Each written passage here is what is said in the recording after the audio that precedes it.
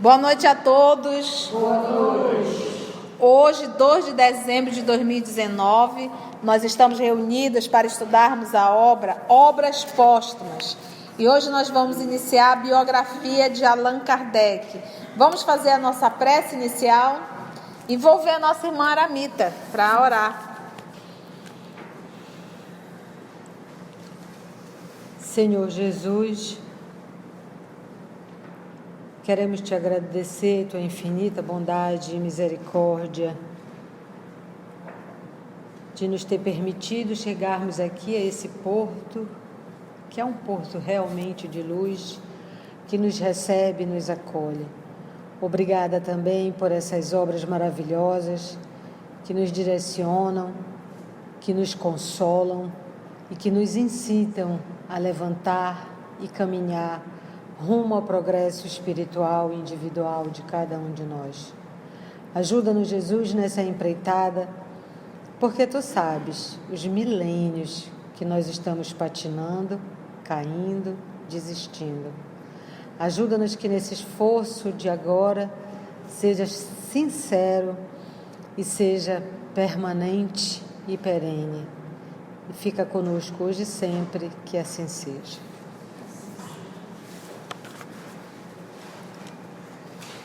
Então vamos entrar na biografia do professor Allan Kardec. Nascido em Lyon, a 3 de outubro de 1804, de uma antiga família que se distinguiu na magistratura e na advocacia, Allan Kardec, Hippolyte Léon Denisard Rivail, não seguiu essas carreiras. Mas vocês entenderam que a família dele é toda da magistratura e na advocacia. Tem uma nota. Então vamos voltar. Hippolyte Léon Denisard Rivail. Nota do tradutor. Embora Allan Kardec assinasse o seu nome como HLD Rivail, conforme se pode ver no testamento que ele redigiu de próprio punho em 1846, o nome oficialmente registrado de Rivail, segundo a sua certidão de nascimento, que pesquisas recentes trouxeram a lume, é Denisard Hippolyte Léon Rivail. Veja seu artigo, adendo esclarecedor, novos detalhes históricos, página 411 e 417, do livro Allan Kardec, O Educador e o Codificador, volume 1, organizado por Zeus Van Tuyl, FEB, segunda edição, especial de 2004, ok? Então, voltando lá. Não seguiu essas carreiras de magistratura. Desde a primeira juventude, sentiu-se inclinado ao estudo das ciências e da filosofia.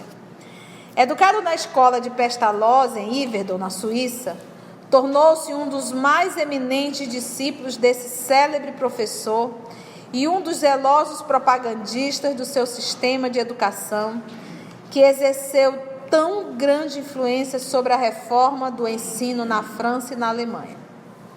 Dotado de notável inteligência e atraído para o ensino pelo seu caráter e pelas suas aptidões especiais, desde os 14 anos já ensinava o que sabia àqueles dos seus condiscípulos que haviam aprendido menos do que ele. Foi nessa escola que eles desabrocharam as ideias que mais tarde o colocariam na classe dos homens progressistas e dos livres pensadores. É aquilo que fica bem notório. Uma alma nobre, quando reencarna, já mostra na infância e na juventude para o que veio. Nascido sob a religião católica, mas educado num país protestante, os atos de intolerância que por isso teve de suportar, no tocante a essa circunstância, cedo o levaram a conceber a ideia de uma reforma religiosa, na qual trabalhou em silêncio durante longos anos, com o intuito de alcançar a unificação das crenças. Faltava-lhe, porém, o elemento indispensável à solução desse grande problema. Só mais tarde, o Espiritismo viria a imprimir-lhe especial direção aos trabalhos. Fale, professor. nós espíritas temos que ter o cuidado de não enxergarmos o espiritismo como uma religião a mais que vem para concorrer com as outras. Não. O espiritismo é constituído de princípios universais que ao seu tempo serão assimilados por todas as religiões. Elas não vão deixar de ser as religiões que são, mas com uma orientação mais correta ao aceitarem e difundirem esses princípios espíritas. É como na fala dele, o espiritismo não é a religião do futuro, mas é o futuro de todas as religiões, né? Só mais tarde o espiritismo viria a imprimir-lhe especial direção aos trabalhos. Ele carregava o desejo de unificar as religiões, mas faltava esse elo, que foi quando chegou o espiritismo. Unificar com o quê, né? Concluídos seus estudos, voltou para a França, conhecendo a fundo a língua alemã. Concluídos seus estudos, voltou para a França, conhecendo a fundo a língua alemã, traduzia para a Alemanha diferentes obras de educação e de moral e, o que é muito característico, as obras de Fénelon, que o tinham seduzido de modo particular. Maravilha. Vamos lá. François Fénelon.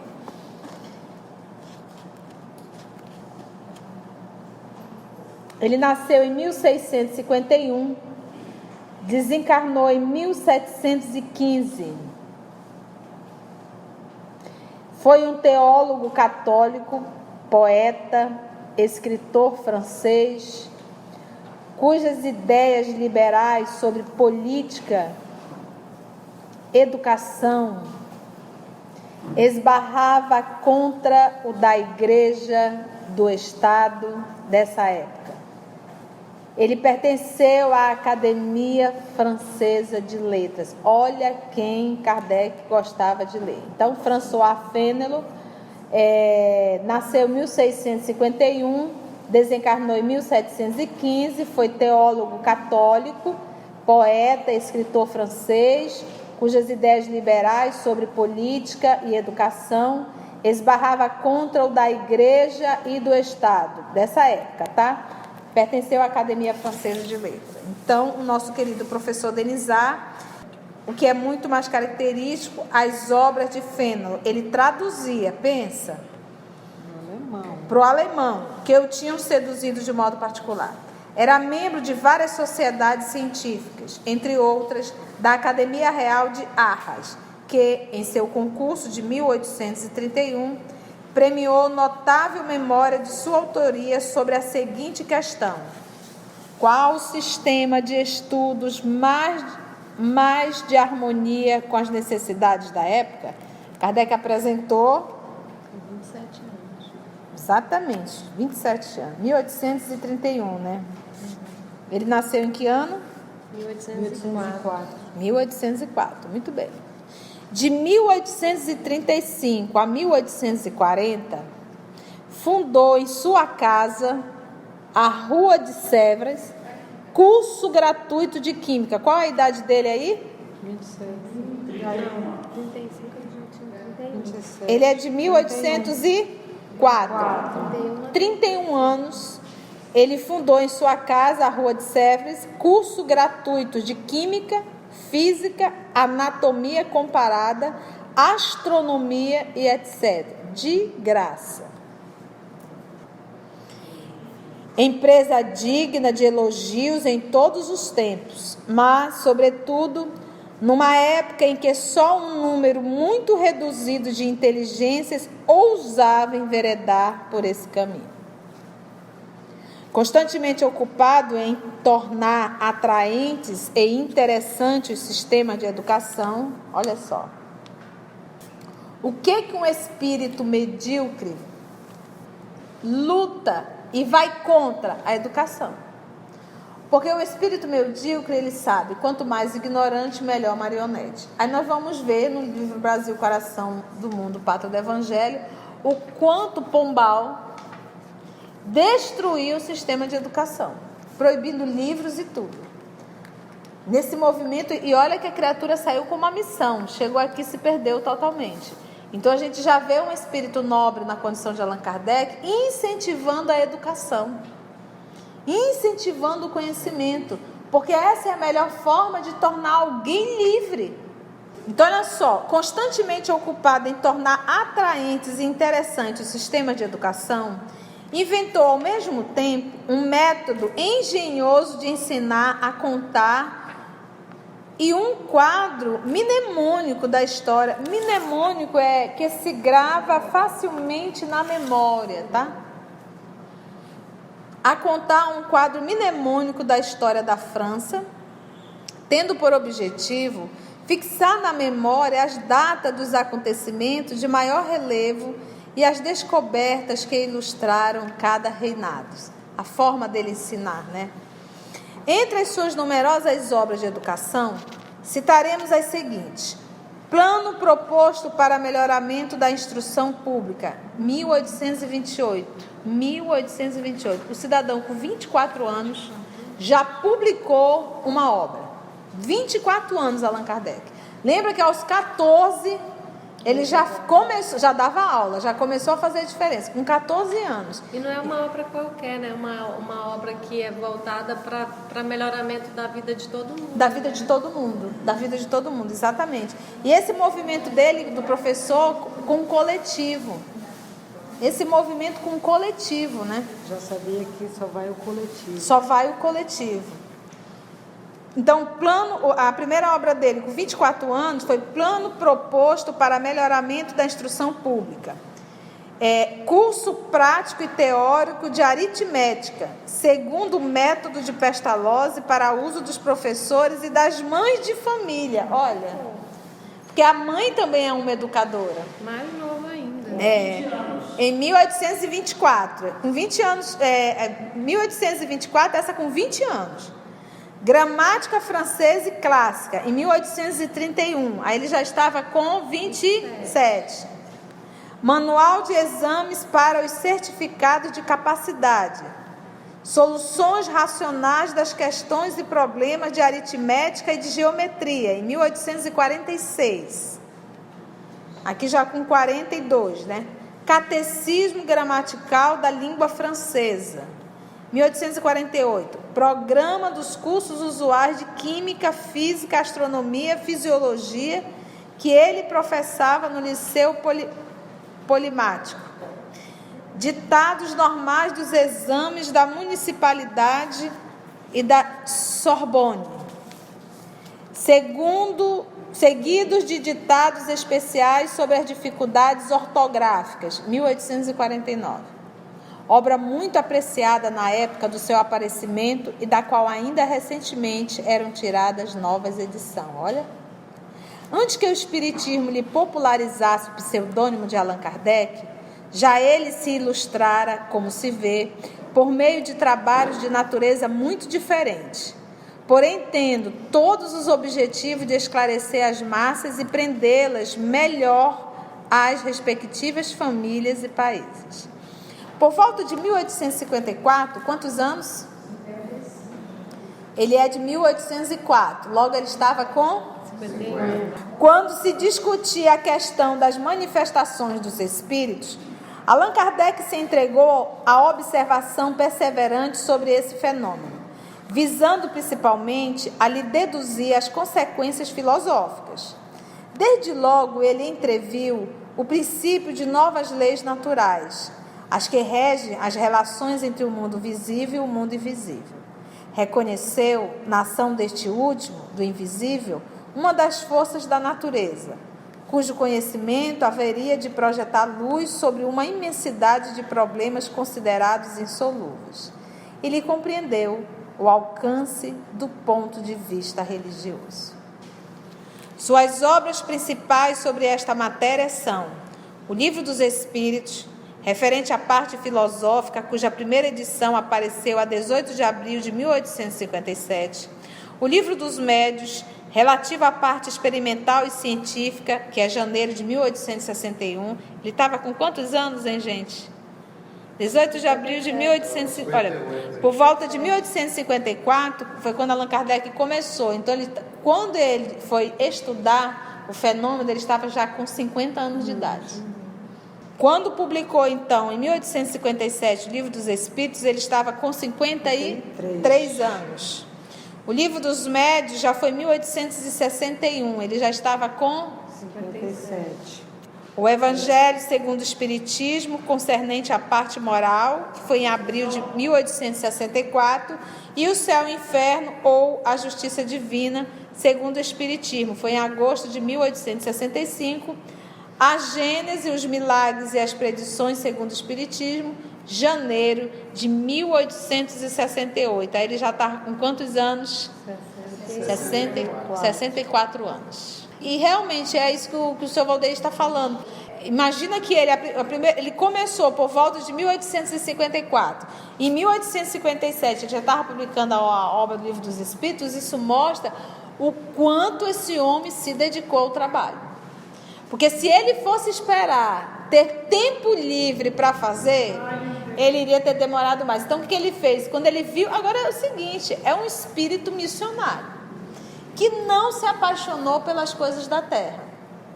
Porque no momento que ele percebeu o corpo da doutrina que estava surgindo, ele começou a abrir mão, inclusive, da vida profissional. E ficou realmente com a grana curta. A Melique teve que... A Melique segurou as pontas, porque ele queria finalizar um trabalho. Então, olha a determinação desse homem. Interessante notar também que a gente sempre fala, né? De não se fechar em si mesmo com as suas opiniões. Ele não se fechava, ele fazia os estudos, as pesquisas, reunião com a sociedade, aceitando conselhos e artigos vindo de fora, né? Então, assim, ele realmente não se fechava só com as ideias dele. A ideia da Revista Espírita era justamente fazer essa tribuna livre. Ele usou o termo logo na introdução.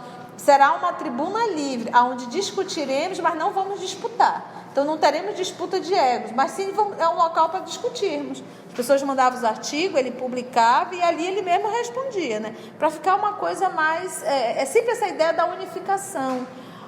A Gênese, os Milagres e as Predições, segundo o Espiritismo, que foi em janeiro de 1868, aí já com 64 anos...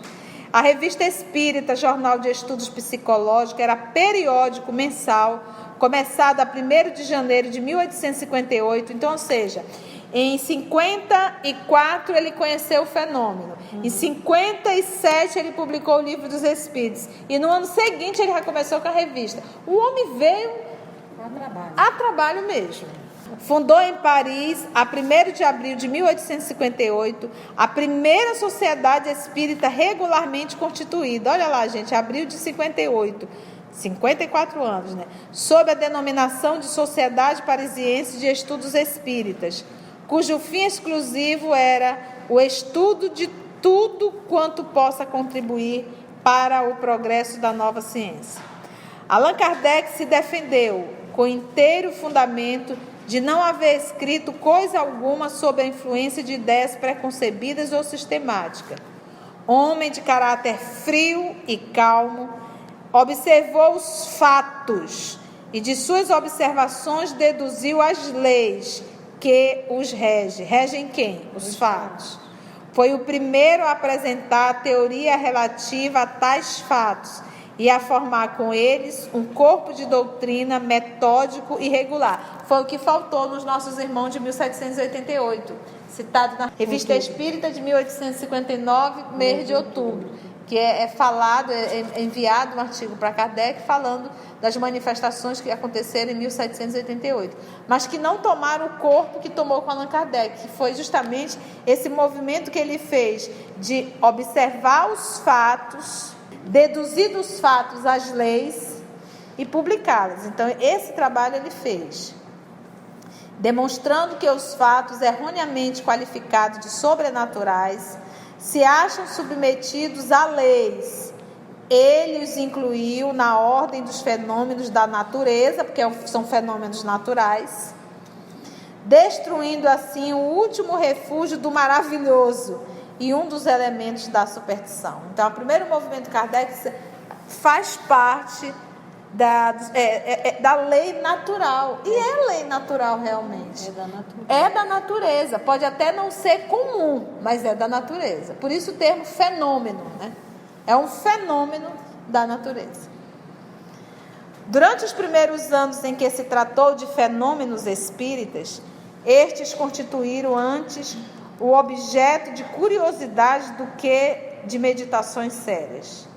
O Livro dos Espíritos fez com que o assunto fosse considerado sob aspecto muito diverso. Abandonaram-se então as mesas girantes, que tinham sido apenas um prelúdio, uma introdução, e começou-se a atentar na doutrina que abrange todas as questões de interesse para a humanidade. Data do aparecimento de O Livro dos Espíritos, a verdadeira fundação do Espiritismo que, até então, só contara com elementos esparsos, sem coordenação e cujo alcance nem todos puderam aprender. A partir daquele momento, a doutrina prendeu a atenção de homens sérios e tomou rápido desenvolvimento. Em poucos anos, aquelas ideias conquistaram numerosos aderentes em todas as classes da sociedade e em todos os países. Esse êxito sem precedentes decorreu, sem dúvida, da simpatia que tais ideias despertaram, mas também é devido, em grande parte, à clareza com que foram expostas e que é uma das características que distingue os escritos de Allan Kardec. Porque só consegue ensinar quem verdadeiramente domina o assunto. Que você não pode ensinar se você não compreende. Evitando as fórmulas abstratas da metafísica, o autor soube fazer que todos os lessem sem fadiga, condição... Imagina, um homem ensinava técnicas de ensino. A preocupação dele era para criar uma metodologia para que todos pudessem compreender. Imagina, contando a história da França, ele fez quadro para ilustrar e decorarem as datas. Pedagogo, ele sabe ensinar. Porque não basta eu conhecer, eu tenho que saber ensinar. Evitando as fórmulas abstratas da metafísica, o autor soube fazer que todos os lessem sem fadiga, condição essencial, a vulgarização de uma ideia. Vulgarização na condição de se tornar comum, conhecido. Sobre todos os pontos controversos, sua argumentação, de cerrada lógica, quase não oferece ensejo à refutação e predispõe à convicção. Quando ele explicava, orientava, não tinha como a pessoa dizer, mas se, não tem o que refutar, As provas materiais que o Espiritismo oferece da existência da alma e da vida futura tendem a destruir as ideias materialistas e panteístas. Um dos princípios mais fecundos dessa doutrina e que deriva de precedente é o da pluralidade das existências, já entrevista por uma multidão de filósofos antigos e modernos. E nesses últimos tempos, por Jean Renaud, ele nasceu em 1806 e desencarnou em 1863. Foi um filósofo francês, tá bom? Charles Fourier, ele é de 1772 e desencarnou em 1837, tá bom? Eugène Sue e outros. O Eugène, ele nasceu em 1804, desencarnou em 1857. Todos escritores franceses, tá, gente? Tal princípio, contudo, conservou-se em estado de hipótese e de sistema, enquanto o Espiritismo lhe demonstra a realidade, provando que nele reside um dos atributos essenciais da humanidade. Dele decorre a solução de todas as aparentes anomalias da vida humana, de todas as desigualdades intelectuais, morais, sociais, sabendo o homem, desse modo, de onde vem, para onde vai, para que fim se acha na terra e por que aí sofre. Cenas do próximo capítulo. Algum comentário, gente? Alguma pergunta? Foi bom? Gente, uma alegria estarmos juntos novamente. Vamos envolver o nosso querido Alan, nossa querida Narumi, para fazer a prece de encerramento. Nós estaremos entrando em recesso e retornaremos 6 de janeiro de 2020, se Deus assim nos permitir, com obras póstumas. Vamos orar então? Senhor Jesus, mais um ano de estudos em que temos a oportunidade de aprendermos um pouco mais sobre os caminhos que nos libertam, que nos trazem felicidade. Então te agradecer se faz necessário pelo investimento realizado em cada um de nós. E se não damos ainda as respostas necessárias por esse investimento, sensíveis estamos por toda a luz que tu jogas na nossa direção. Então, Senhor, muito obrigado por tudo. E que nós possamos, a nosso turno, dar as respostas que são esperadas de nós. Que assim seja. Que assim seja. E abraço é terapia. E abraço é terapia. Abracemos uns aos outros.